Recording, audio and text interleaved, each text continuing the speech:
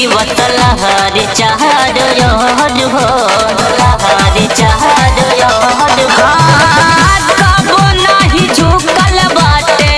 तिरंगा मोरी हो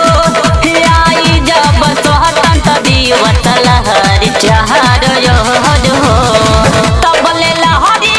जबले राही सूरज औरी चान ईशान हवे हो भारत के शान हवे हो ईशान हवे हो भारत के शान हवे हो।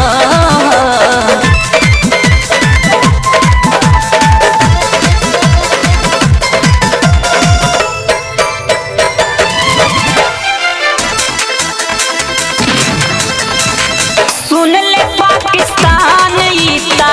सबके हो जानेला